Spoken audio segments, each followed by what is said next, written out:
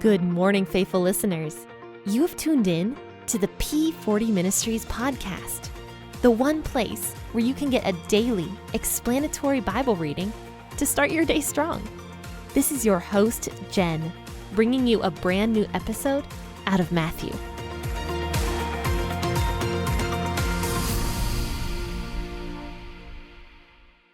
Hey, friends and faithful listeners, thank you so much for tuning in this morning to the P40 Ministries podcast and also the last episode of Season 1 of the P40 Ministries podcast. Starting tomorrow, we will be in Season 2, so make sure to join me then at 6 a.m. and we will be discussing Exodus chapter 1, which is very, very exciting. I think I mentioned several times how excited I am that we are finally on season 2. It's just so cool. But anyway, let's go ahead and start reading Matthew chapter 24, verses 15 through 28. As always, I will be reading out of the WEB version of the Bible, but you should read out of whatever version you prefer to read out of. So go ahead and grab your cup of coffee and let's go ahead and start reading. When therefore you see the abomination of desolation, which was spoken of through Daniel the prophet, standing in the holy place, let the reader understand. Then let those who are in Judea flee to the mountains. Let him who is on the housetop not go down to take out the things that are in his house. Let him who is in the field not return back to get his clothes. But woe to those who are with child and nursing mothers in those days. Pray that your flight will not be in the winter, nor on the Sabbath, for then there will be great suffering, such as not been from the beginning of the world until now, nor ever will be. Unless those days had been shortened, no flesh would have been saved. But for the sake of the chosen ones, those days will be shortened. Then if any man tells you, Behold, here is the Christ, or there, don't believe it, for there will arise false Christs and false prophets, and they will show great signs and wonders, so as to lead people astray, if possible, even the chosen ones. Behold, I have told you beforehand. If therefore they tell you, Behold, he is in the wilderness, don't go out. Or, Behold, he is in the inner rooms, don't believe it. For as the lightning flashes from the east, and is seen even to the west, so will the coming of the Son of Man be. For where the carcass is, that is where the vultures gather together. Jesus here is speaking about the end times. We discussed a little bit more about this on Tuesday. We discussed the first portion of Matthew chapter 24 and kind of the things that Jesus might have been talking about and stuff like that. Some people believe that, we are right in the middle of the tribulation. Some people believe that we are far away from it, and others believe that we are right here where the abomination of desolation is pretty much. So when Jesus says in verse 15 about an abomination of desolation, he is speaking about something that was mentioned in the book of Daniel. And Daniel was a prophet, and you probably know him from Daniel and the Lion's Den. But he was also a prophet, and he was shown so many things about the future, so many perplexing things that he didn't understand, and he actually got sick because he was seeing all these visions and stuff. He was actually bedridden, sick, because he was so distressed about everything he was seeing. And probably he would have been. I mean, this was thousands of years ago, so who knows what he was seeing, and who knows what kind of whatever. I don't know what these visions were, but he was bedridden. He was so sick, and so Jesus is mentioning Daniel here with the abomination of desolation, which was spoken of through the prophet Daniel. And the abomination of desolation is something that some people believe has already happened. In fact, they believe that it happened prior to AD 70 when the temple was destroyed. Now, I don't have any reason to believe that that's the case, in my opinion. I still think that this is going to happen in the future because Jesus basically says that right after this, the end will come. And Jesus isn't a liar, and it's been about 2,000 years since the temple was destroyed. So either Jesus is lying and the end was not right after this, or it hasn't happened yet. So I'm going to go with it hasn't happened yet. But I do think that prior to AD 70, there were some crazy things that were going on in the temple. And I do think that that could have been a foreshadowing of perhaps what Jesus was talking about here. A foreshadowing of the stuff that was about to happen with the temple and everything like that. So, in my opinion, I don't believe that the abomination of desolation has happened yet, because Jesus says here that the abomination of desolation will be standing in the holy place. Now, I looked up holy place, and the only way it can really be translated is the holy of holy places in the temple. That's really the only thing that word can be described as. So with the temple, there was 3 chambers of the temple. I believe there was the holy of holy places, then the holy place, and then the outer courts. I'm pretty sure, I might be wrong about that. Maybe there was 4 places. I didn't look that up. But when Jesus says the holy place, this is probably talking about those inner courts where the priests were only allowed to go, where God himself, God's spirit, was supposed to live, though does not anymore, and because of so many different reasons. But basically, when Jesus says the holy place, he is talking about the Israeli holy place of the temple. So this abomination of desolation is usually kind of translated as the Antichrist.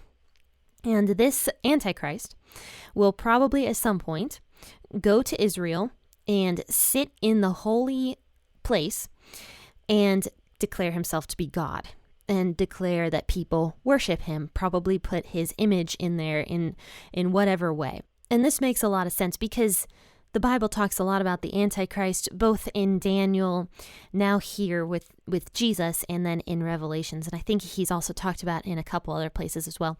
I think he's mentioned in 2 Thessalonians as well. And so most people believe that due to piecing different parts of the Bible together, the abomination of desolation would in fact be the Antichrist sitting in the holy place and declaring himself to be God. So Jesus says that when this happens, probably at some point the Jews will rebuild their temple in the future, and this will eventually happen. This Antichrist will sit in the temple and declare himself to be God. And Jesus says that when this happens, let those who are in Judea flee to the mountains. So everybody who is in the Judean region needs to flee, needs to get out of there as fast as they possibly can, because it's going to be bad for them. Unfortunately, this Antichrist is just going to be horrible to God's chosen people, to the Jews. And I think there's another group of people mentioned in Revelation where God basically put his seal on them, meaning that they were Jews. I think it was 144,000 Jews that are basically God's chosen people. So those people just need to get out of Judea. They need to get out. They need to flee to the mountains. And Jesus says they shouldn't even return to their houses if they're out in the field and this happens. They shouldn't even return to their house to grab a coat. They just need to go. And they shouldn't even go downstairs even to grab a coat. They just need to get out of their house as fast as they possibly can. And Jesus says in verse 19, and to me, this is kind of the saddest verse. It says, "But woe to those who are with child and to nursing mothers in those days." That would be really hard. That'd be very, very sad. But in verse 20, Jesus gives us a little bit of hope here. He says, "Pray that your flight will not be in the winter nor on a Sabbath, for then there will be great suffering, such as not been seen from the beginning of the world until now. No, nor will ever be."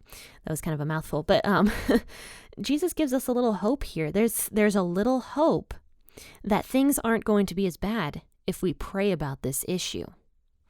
So if the abomination of desolation happens, this guy comes and sits in the temple, declares himself to be God, we need to pray that that doesn't happen on a Sabbath or in the winter, because I don't know why the Sabbath, but Jesus says pray that it's not on the Sabbath and pray that it's not in the winter, because otherwise it would be really bad for the people who need to flee Judea and go into the mountains. I can imagine that'd be super hard to travel through mountains during the winter. That'd be very, very tough. So Jesus does give us a little bit of hope that things might not be as bad if we pray about this issue. And obviously God is always going to take care of his people, no matter how bad everything gets. God has control of all of it. These things are being prophesied by Jesus, and God has control of every single thing that's going to happen, and he knows who is going to flee.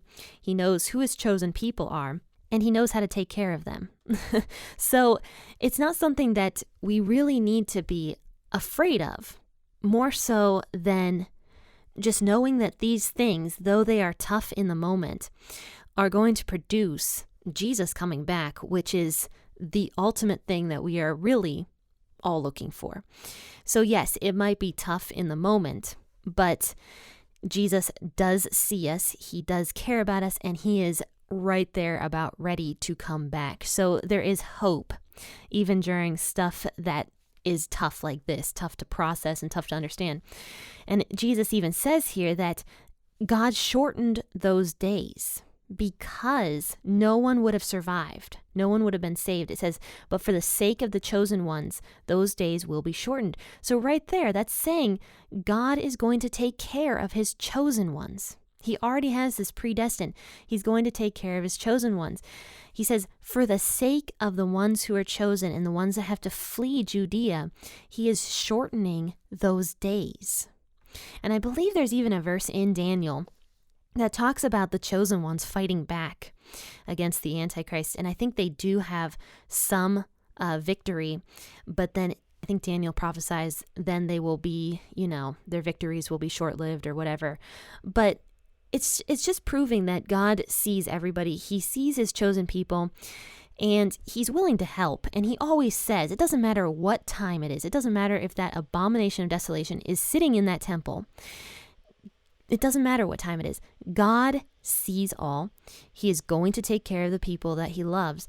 And it says in the Bible, do not fear, because I am with you. I am going to take care of you. You don't need to worry about clothing. And we read that passage in Matthew 5. You don't need to worry about clothing because God takes care of the little flowers that are not super important to people, like wildflowers. They get picked, You see a pretty wildflower, sometimes you pick it. But God clothes those little wildflowers with their petals. And so God says that he's going to clothe people even more. How much more does your Father care about you, love you, and is willing to take care of you? So when Jesus says, don't even worry about going back into your house to bring a coat, it's because God sees all, and he's going to take care of the people who are his chosen people. So after this, it says in verse 23 that if any man tells you that the Christ is over here or over there, or in the fields or in the desert or wherever, Jesus says, don't believe it. He says, for there will arise false Christs and false prophets, and they will show great signs and wonders so as to lead people astray, if possible, even the chosen ones.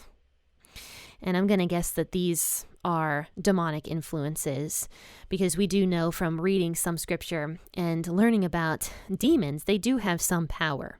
And so they're going to be able to have this power to deceive people, make them think that they are the Christ and just all sorts of stuff. So Jesus says, don't believe these guys. And it says that these people, these demonic influences, are going to even try to lead astray the chosen ones. Jesus even says, they are so as to lead astray, if possible, even the ones who are chosen. So Jesus warns very strongly. In verse 25, he says, I have told you beforehand, so pay attention. Make sure that you are listening to this. Make sure that you are not going to be deceived by any false Christs that happen to be just demonic presences. And just be very careful. So after this, he says, but if anyone tells you that, behold, the Christ is in the wilderness, don't go out into the wilderness. You're just walking into a trap. Don't go there. Or if someone tells you that the Christ is in the inner rooms, don't believe it.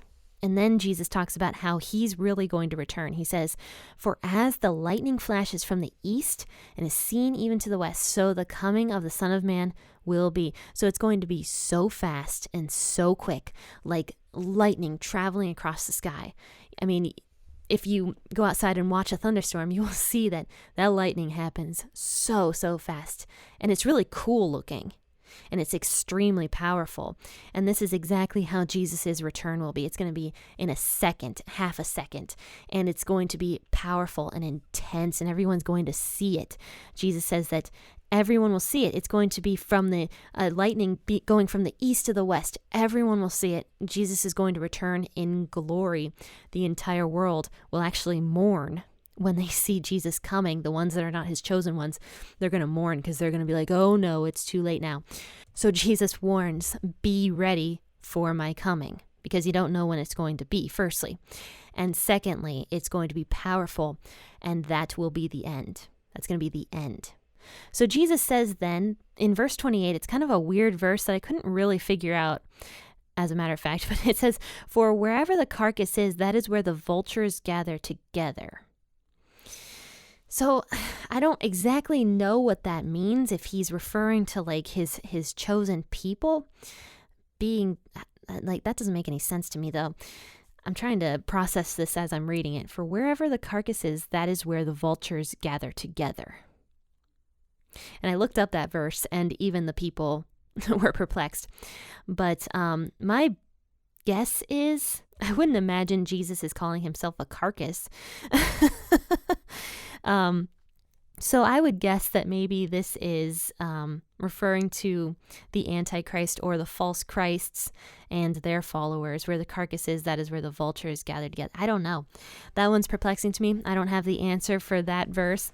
If anybody knows what this verse means or has a better understanding or explanation for it, let me know by sending me a message over P40 Ministries, because I'm really curious as to what this verse means. But anyway, friends and faithful listeners, that was the end of this podcast episode, Matthew chapter 24. We will be discussing the rest of this one probably actually next week. We'll be discussing it on Tuesday and Thursday as well. So make sure to join me on those days at 6 a.m. and join me tomorrow for season 2, the start of season 2, and we'll be in Exodus. Also, be looking for my Bible study that I have written called Out of the Mire. I will give more information on that in the coming days as it's getting finished up. But friends and faithful listeners, have a wonderful rest of your day. Happy listening, and God bless.